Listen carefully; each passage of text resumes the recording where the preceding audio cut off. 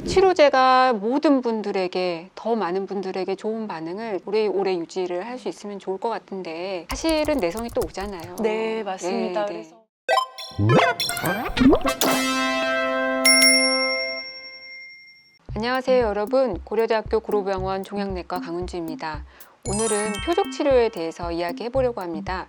교수님 소개 부탁드립니다. 안녕하세요. 길병원 종양내과 안희경입니다. 오늘 이렇게 귀한 자리에 불러주셔서 감사합니다. 네, 교수님. 폐암 치료에 사용하는 항암제가 정말 다양하잖아요. 세포독성 항암제, 면역 항암제, 표적 치료제. 이 약들 중에서 이 시간에는 표적 항암제에 대해서 이야기를 해보려고 하는데요. 표적 항암제, 표적 치료제, 이게 무슨 의미인지 좀 설명해 주시겠어요? 네, 표적 치료제는 비교적 최근에 한 20년 전부터 등장한 약제입니다. 그래서 이게 어떤 약인지를 이해하려면 기존에 있던 세포독성 항암제가 어떤 항암제인지 먼저 알아야 되는데요. 세포독성 항암제라는 건 우리 몸 안에서 세포가 분열할 때 DNA의 분열을 억제하는 약제거든요. 그래서 빨리 분열하는 세포들을 성장을 억제하다 보니 몸 안에서 암세포도 빨리 자라지만 다른 빨리 자라는 세포인 머리카락 세포라든지 골수세포, 점막세포 이런 것들도 영향을 많이 받아서 우리가 흔히 항암제 하면 생각하는 탈모나 골수 억제, 구역 구토 이런 부작용들을 야기하는 항암제를 세포독성 항암제라고 이야기합니다. 그런데 표적 치료제는 우리가 암세포에 대한 지식이 발달하다 보니 이렇게 무차별적으로 암세포를 포함한 정상세포를 공격할 게 아니라 암세포와 정상세포 사이에 다른 점을 사람들이 찾기 시작했어요. 그래서 암세포에만 특별히 더 많이 발현하는 암 유전자나 암 단백질 이런 것들을 표적으로 삼아서 그것만 공격하면 정상세포는 피해가고 암세포만 공격하게 될 수 있는 치료제를 표적 치료제라고 이야기합니다. 네, 그러니까 이 암세포에 표적이 있어야 되고 또 그 표적을 공격하는 약이 표적치료제라는 의미네요. 사실 표적치료제는 폐암뿐만이 아니라 정말 여러 다른 암에서 다양하게 개발이 되어 있잖아요. 네, 맞습니다. 그래서 표적 치료제가 한 종류만 있는 건 아니고요. 표적으로 우리가 어떤 암 유전자나 암 단백질을 삼느냐에 따라서 굉장히 다양한 표적 치료제들이 있고 또 표적 치료제 한 가지가 모든 암에 다 잘 듣는 것이 아니라 그 표적으로 삼는 암 유전자나 암 단백질이 발현이 돼 있어야지 그 표적 치료제가 잘 듣습니다. 그래서 이 표적 치료제는 사실 폐암이 아니라 처음으로 세계에 등장한 건 만성 골수성 백혈병이라는 병에서 쓰이는 글리백이라는 표적 치료제가 처음 등장했고요. 폐암 말고도 뭐 유방암이나 위암, 대장암 등에서도 다양한 표적 치료제들이 쓰이고 있습니다.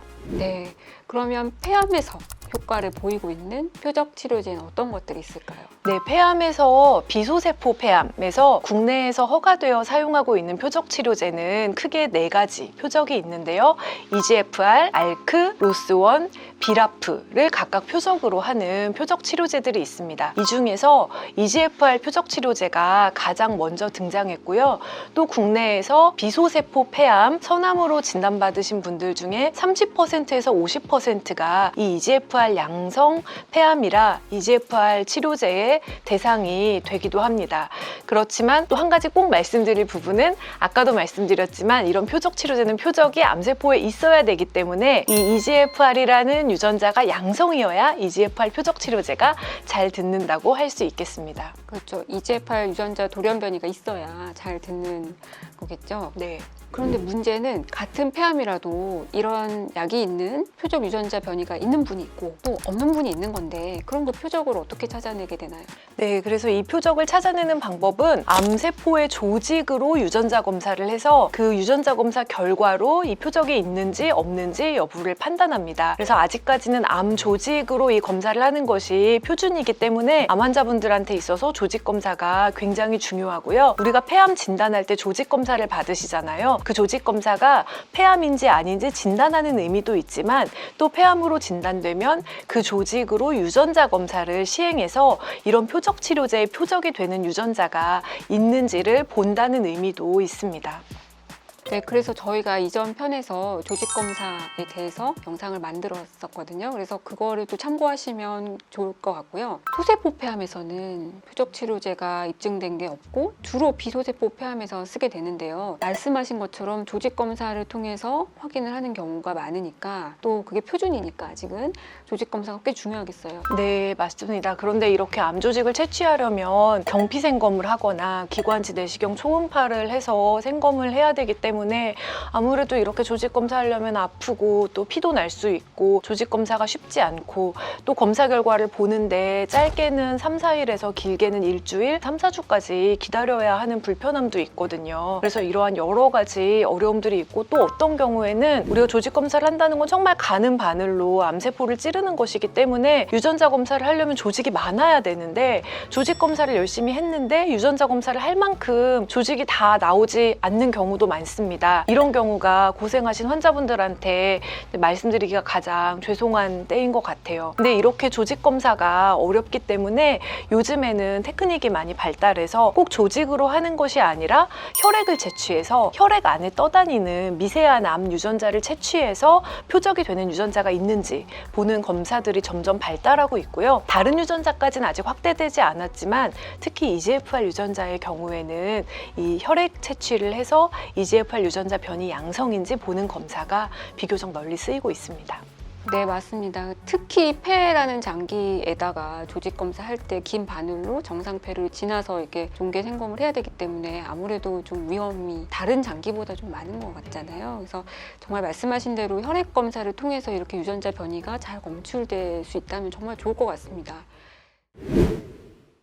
그리고 확인해야 될 유전자 변이가 사실 여러 가지잖아요. 네, 맞아요. 여러 가지니까 결과가 나오는데 최대 한 달 뭐 이렇게까지 걸릴 수 있다고 말씀을 하셨는데 요새는 아예 한꺼번에 이거를 네. 그냥 여러 개 아주 막 네. 많이 검사하는 방법이 있잖아요. 네, 맞습니다. 그래서 아까 표적 치료제가 알려진 게 4가지 국내에서 사용되는 게 있다고 했는데 사실 연구 중인 것들은 더 많거든요. 이걸 하나하나 유전자 검사를 하다 보면 시간도 걸리고 조직도 너무 많이 필요하고 그러다 보니까 한 수백 가지 정도 되는 유전자를 한꺼번에 보는 방법이 있습니다. 그걸 우리가 차세대 염기 서열 분석법이라고 하고 알파벳으로 간단하게 NGS 검사라고 부르는데요. 아직까지는 개별적으로 검사를 보는 것보다 NGS 검사를 했을 때 여러 개를 한꺼번에 할 수는 있지만 결과 나오는데 한 3, 4주 정도? 그래서 시간은 조금 더 많이 걸리지만 그래도 빈도가 적은 돌연 변이를 한꺼번에 볼 수가 있어서 최근에 점점 사용 빈도가 늘어나고 있습니다. 그리고 아까 혈액으로 암유전자 검사하는 거 말씀드렸는데요.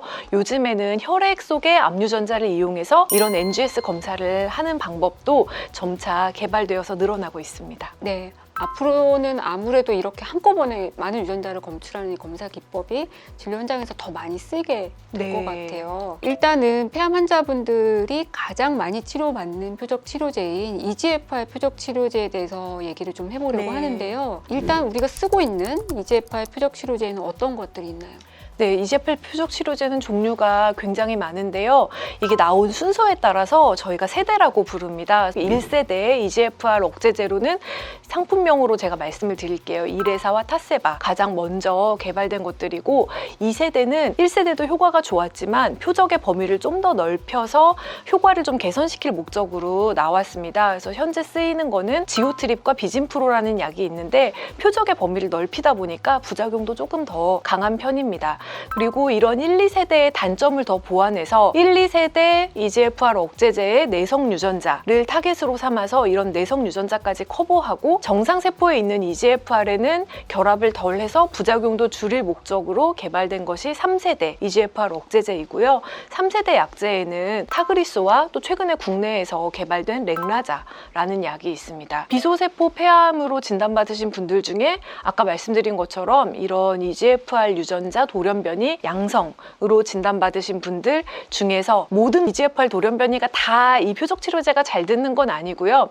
가장 대표적인 것이 19번 엑손의 결실 변이, 21번 엑손의 L858R 치환 변이라고 부르는 돌연변이 양성이신 분들한테 이러한 EGFR 표적 치료제가 잘 듣습니다.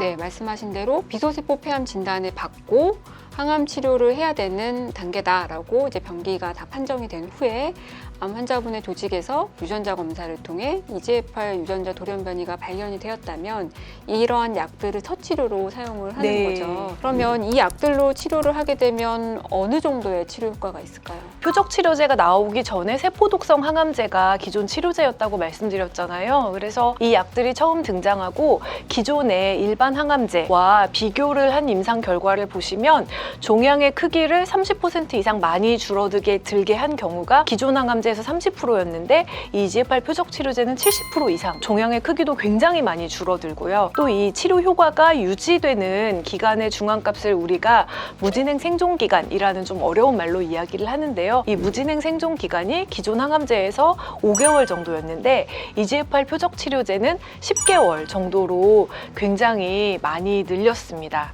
기존의 세포독성 항암제보다 반응도 잘하고 크기도 잘 줄여주고 또 그렇게 잘 줄여준 크기를 오래 유지하게 해주니까 당연히 이 치료제를 써야겠네요. 네, 그래서 표준 치료제로 네. 지금은 EGFR 변이 양성이 있는 분은 EGFR 표적 치료제가 표준 치료입니다. 네, 그러면 이 약들의 부작용에는 어떤 것들이 있을까요? 네, 그래서 아무래도 표적 치료제라 그러면 부작용이 없을 것으로 또 많이 기대를 하시는데 예전 약보다는 뭐 머리카락 빠지고 이런 건 없지만 그래도 부작용이 없지는 않습니다. 뭐 탈모나 구토가 심하진 않지만 이제 표적 치료제 종류 따라 부작용이 여러 가지가 있는데요. EGFR 치료제의 가장 대표적인 부작용은 주로 피부와 손톱 그리고 위장관 계열에 나타납니다. 먼저는 피부 부작용으로 피부가 많이 건조해지고 가렵고 또 얼굴과 가슴에 주로 발진이 발생하는데 어떤 경우에는 여드름처럼 작은 농포가 형성되면서 발진이 발생하기도 합니다. 그렇지만 이런 피부 부작용을 여러 가지 먹는 피부약이나 또 바르는 약으로 조절할 수가 있거든요.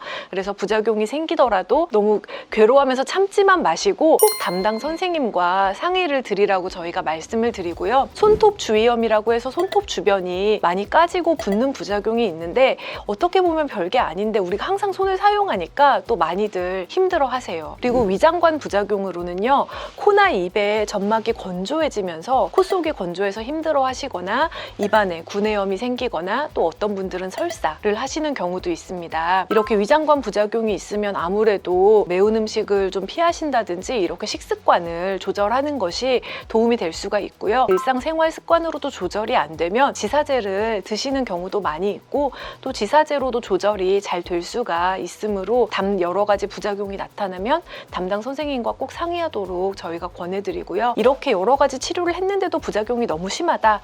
그러면 저희가 신중하게 항암제 용량을 줄이기도 합니다. 항암제 용량을 줄인다고 효과가 떨어지는 것은 아니거든요. 그래서 부작용에 대해서는 무작정 참지만 마시고 꼭 담당 선생님과 상의하시라고 말씀드리고 싶습니다. 네, 표적 치료제는 암 세포만 공격하니까 부작용이 없을 것 같은 네. 그런 생각을 하게 하지만 사실 또 네. 색다른 조금 네. 다른 부작용이 좀 있거든요. 네. 근데 대부분 조절을 잘 하실 수 네. 있는 부작용이기 맞습니다. 때문에 네. 불편해하시는 걸 참거나 아니면 네. 또 약을 그냥 혼자 중단하지 마시고 네. 꼭 의료진 선생님들하고 상의를 하시면 네. 좋을 것 네. 같아요.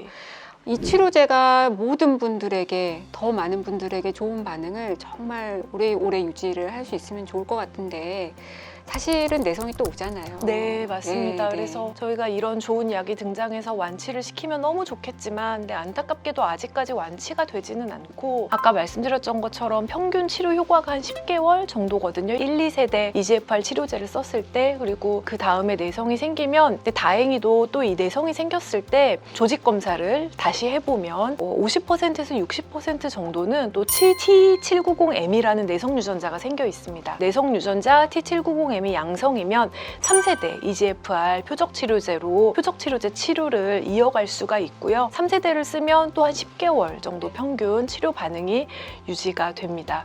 그런데 이러한 T790M 내성 유전자가 음성이거나 아니면 3세대 표적 치료제를 쓰고 나서 내성이 생겼을 때 그때는 아직까지는 시판되는 좋은 표적 치료제가 없어서 어쩔 수 없이 일반 항암제를 그때는 또 써야만 합니다.